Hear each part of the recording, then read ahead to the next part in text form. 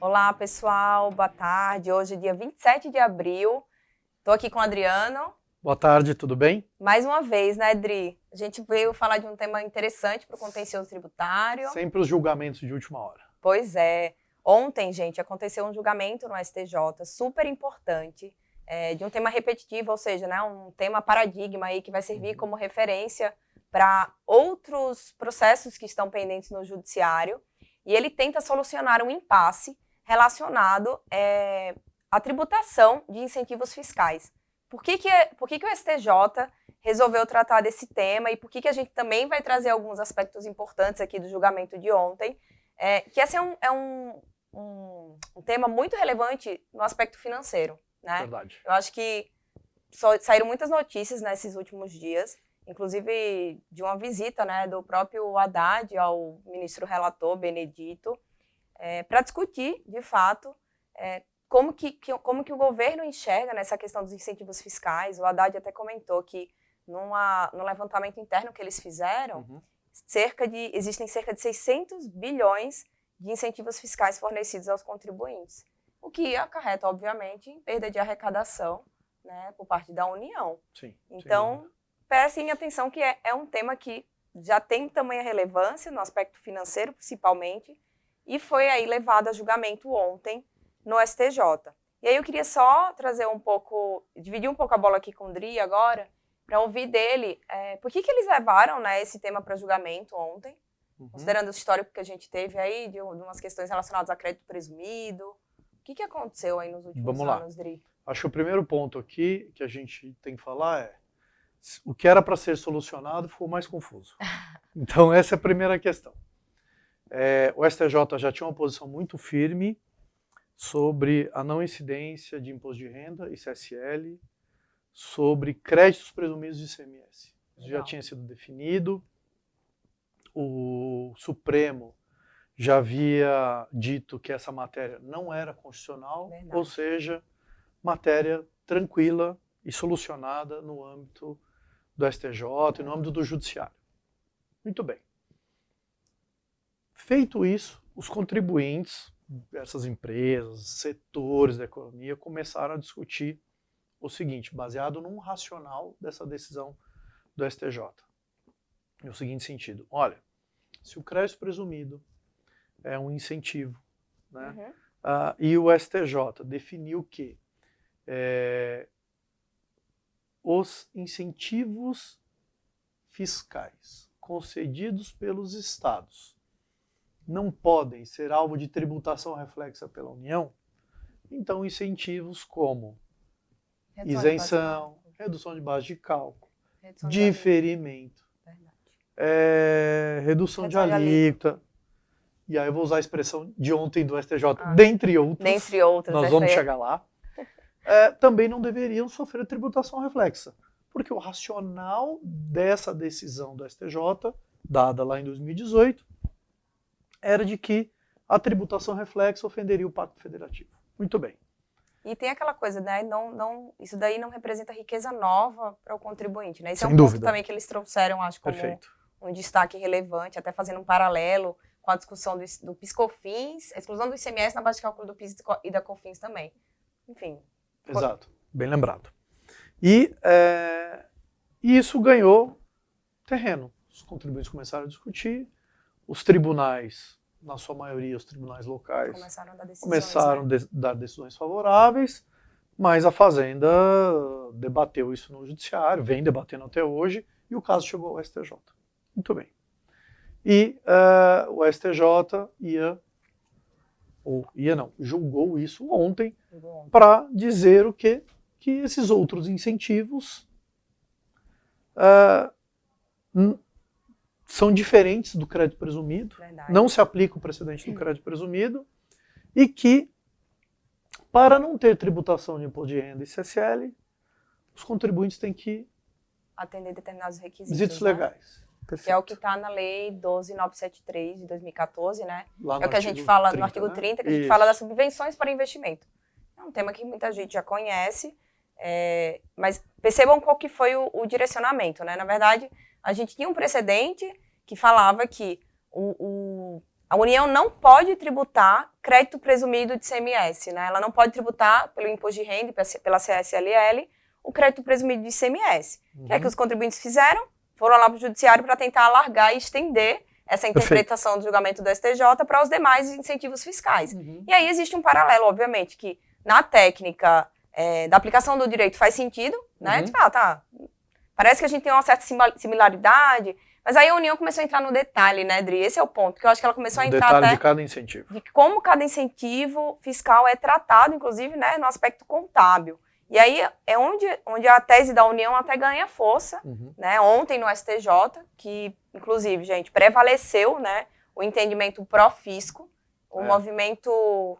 E assim, o parênteses que a gente faz, é um movimento que o governo fez de realmente buscar o relator do caso, conversar sobre o tema, alertar de fato que isso daí causaria um grande impacto para a arrecadação do governo já para o ano que vem.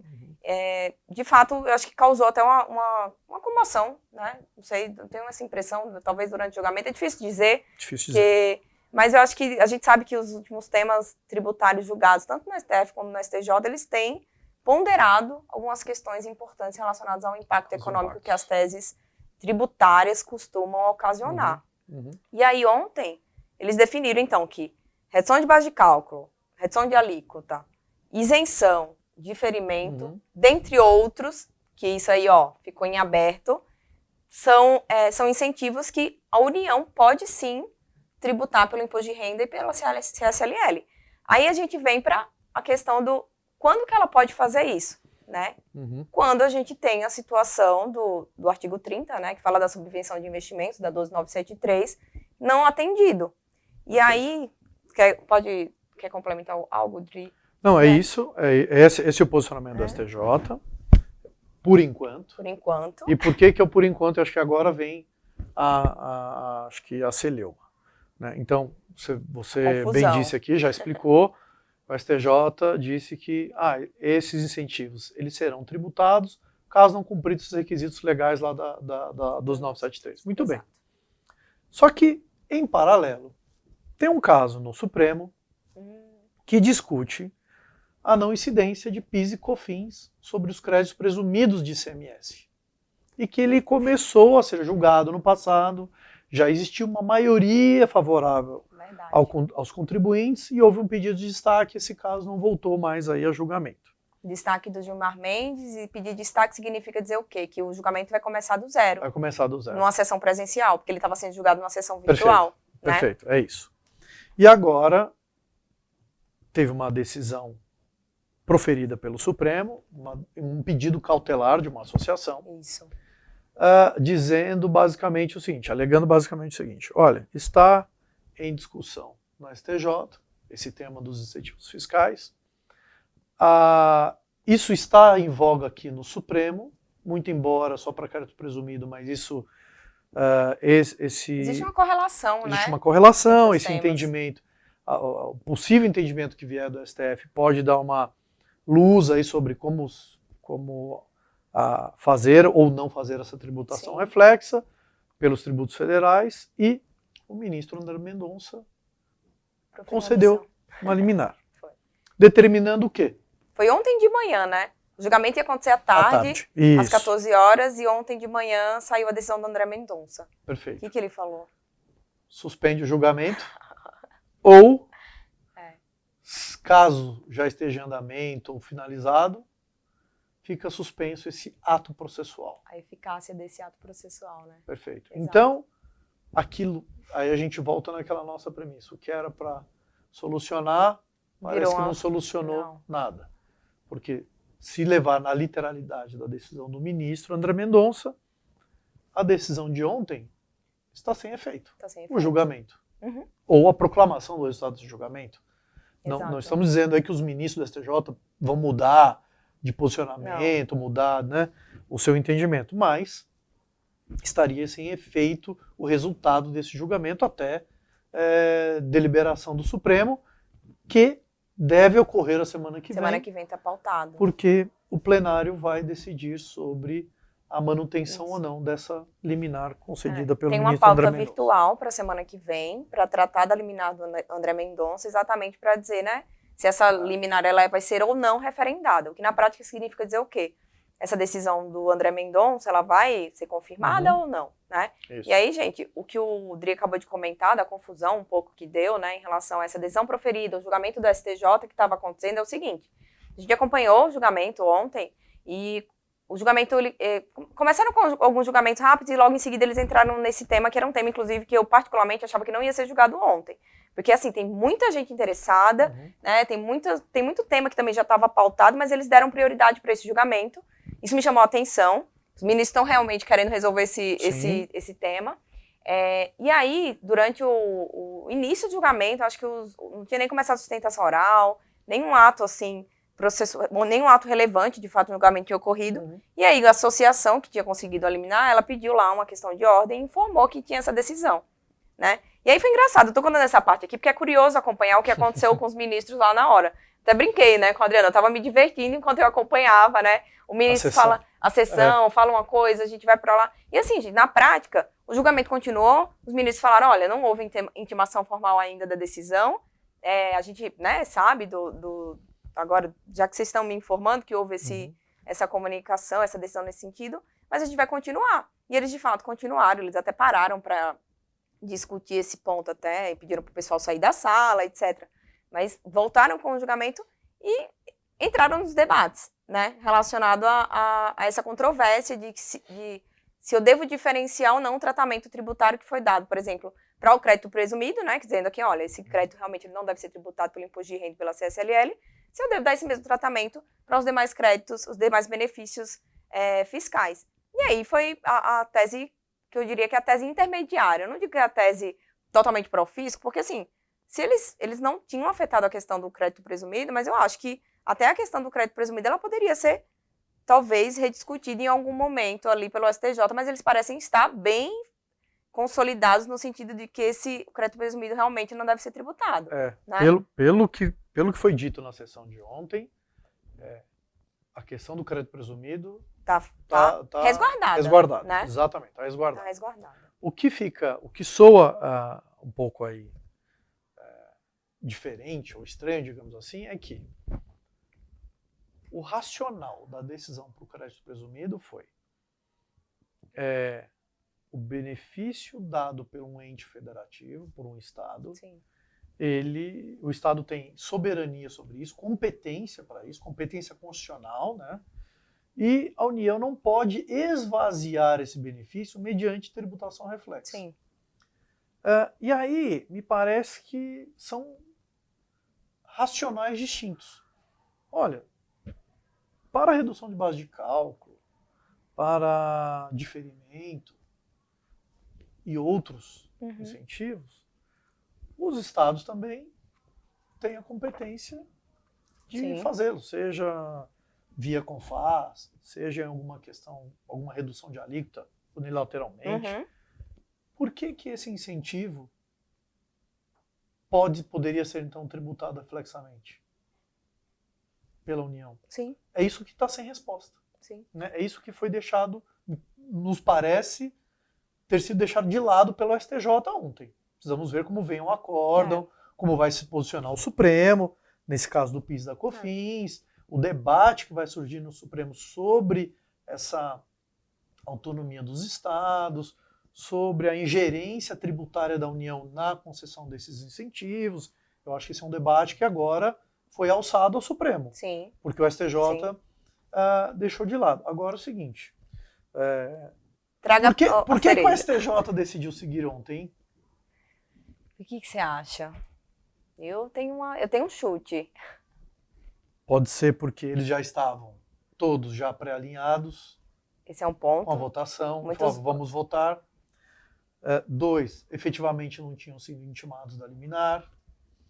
3, ou mesmo intimados da liminar, o STJ, digo, né? Pode ter feito uma reflexão do seguinte: no STF está PIS/COFINS sobre o crédito presumido. Já estou ressalvando aqui na decisão que o crédito presumido para o STJ está resguardado. E eu estou decidindo só sobre o imposto de renda e CSL. Sim, então, lá na frente vai se verificar que talvez a decisão do Supremo não tenha reflexo na decisão do STJ. Né? Mas isso são cenas dos dos próximos próximos capítulos.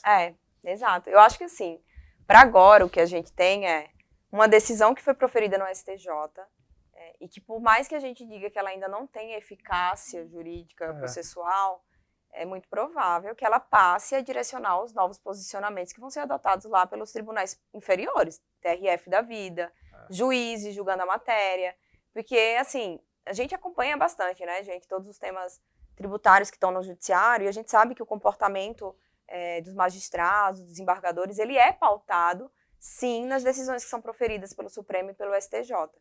E enquanto a gente não tiver uma decisão no próprio STF, falando que, por exemplo, o PIS/COFINS ou o imposto de renda que seja, não deve, né, incidir sobre os valores de incentivos fiscais, você concorda comigo que prevalece o entendimento proferido pelo STJ até o momento? Ainda que não seja, ainda que a gente ache que essa decisão... na prática. Porque você pega uma interpretação jurídica que vai ser externada, principalmente quando esse acórdão for publicado, e obviamente a gente acredita que esse acórdão vai ser objeto de embargo de declaração, inclusive porque a ministra Regina Helena trouxe pontos importantes, por mais que ela tenha acompanhado o voto do ministro relator, ela ressalvou que a posição pessoal dela é diferente, mas que ela ia trazer, né, ia concordar com esse posicionamento, sabendo que a maioria já tinha sido alcançada ali, para trazer um acórdão mais forte até para firmar essa tese, né? Só que ela fez várias ponderações importantes que a gente acha que vão ser, inclusive, objeto de embargos de declaração pelas partes. Entre outros aspectos que eu acho que talvez só fiquem mais claros quando a gente tiver a íntegra do acórdão para ler no detalhe tudo aquilo que está sendo considerado pelos ministros. Mas, assim, hoje o que a gente tem é uma decisão nova, que foi proferida ontem, o julgamento foi finalizado, né? É um tema bem relevante. Quem tem seus processos, quem tem suas decisões liminares, óbvio, essas liminares elas não vão cair automaticamente, né? Essa decisão que foi proferida ontem, ela não afeta dessa forma os processos judiciais que estão em trâmite aí no judiciário. Até porque ela está sem efeito prático. Até porque ela está sem efeito prático, exatamente. Mas, assim, vale olhar para dentro de casa, eu acho, sabe? Isso é um sinal de alerta, porque, no final das contas, eu acho também, como o Adriano comentou, que o processo vai subir. Eu acho que vai subir, não tem como. Eu acho que esse tema vai acabar subindo com outras nuances diferentes um pouco Supremo, do que o STJ, subir para o Supremo Tribunal Federal, com um pouco de, com questões, obviamente, né, de matéria realmente constitucional, e que, óbvio, gente, assim, a última esfera do Poder Judiciário, na prática, é o Supremo Tribunal Federal.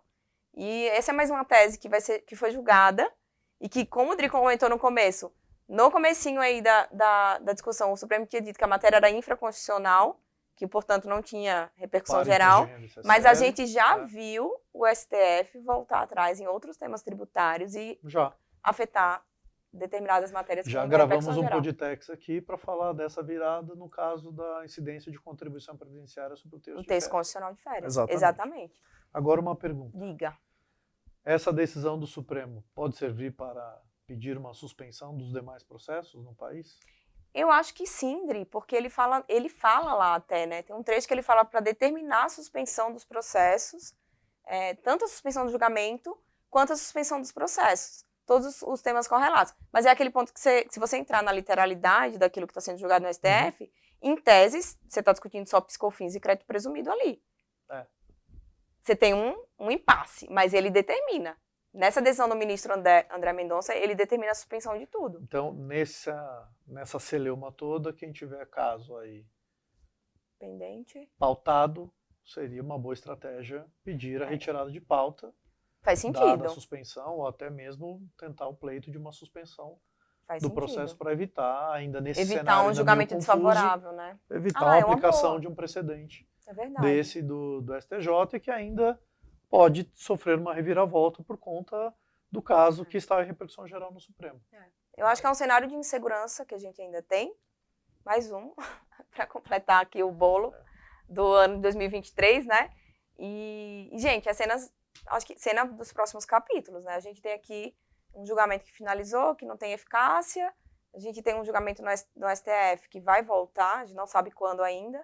A liminar do André Mendonça, do STF, vai ser referendada na semana que vem. E tudo pode acontecer, né? Ou não, referendada ou não, verdade. Então, acho que vale, depois do referendo ou não do Supremo, a gente trocar mais um bate-papo e gravar mais um podtext para vocês, ainda que breve, para falar a atualização da decisão do Supremo sobre a paralisação ou não desse assunto. Vamos. Esse é um tema bem bacana. Eu acho que o dever que fica é continuar acompanhando a matéria, entender o que vai acontecer depois que publicar o acórdão também do STJ e acompanhar o movimento do governo, porque eu acho que toda essa movimentação do judiciário também leva a uma movimentação dos entes políticos, né? Então, a gente tem que estar de olho em todos os lados e as empresas, óbvio, que possuem benefícios fiscais, também precisam olhar para dentro de casa com um pouco mais de cuidado, entender o que tem sido adotado, entender essa questão das regras da subvenção para investimentos, né? Porque eu acho que um ponto importante que a gente esqueceu de comentar, Adri, só para a gente não se estender tanto, entre as teses fixadas ontem, né, que é essa questão de atender ou não a regra lá do artigo 30 da 12973, o ministro, eu vou até roubar aqui rapidinho, gente, só para não esquecer exatamente do que ele fala.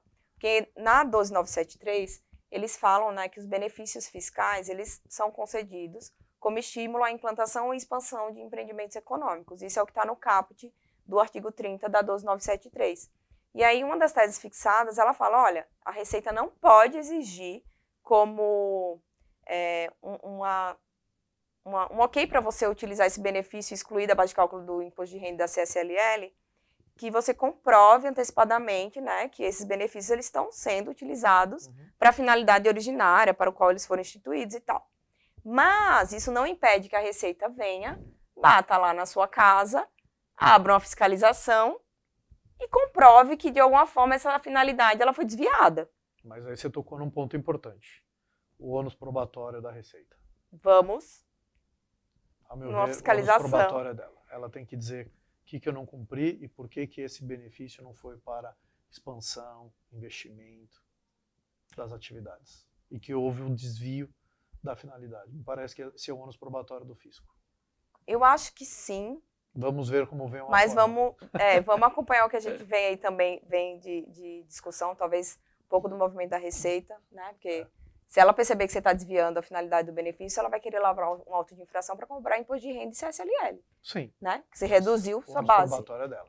Mas aí, gente, você pega a estratégia da Adriana aqui, mas eu acho que é isso, né, Adri? Eu acho que os temas, o tema ele tem muitas nuances, né? A gente vai voltar a atualizar todo mundo com o referendo do Supremo. Isso. Né? E, claramente, quando surgir acórdão, também a gente vai produzir material. Vamos. A gente até soltou, né, hoje à tarde, um materialzinho também didático. Quem tiver interesse, quiser mandar um e-mail pra gente, pode ficar à vontade. Mas tá no LinkedIn, tá no nosso Instagram também. Fácil acesso, resumido, didático mesmo para fazer o tema ficar fácil, de fácil compreensão para todo mundo. Exatamente. Mas se vocês tiverem alguma dúvida, gente, como sempre, acessem a gente por e-mail, né, nas nossas redes sociais. O Fê aqui cuida de tudo, ele vai chamar a gente aqui para ajudar em qualquer resposta, em qualquer dúvida, né, que vocês tiverem. E vamos para a próxima, acho que é isso, né? É isso? Obrigada, pessoal. Tchau. Até mais.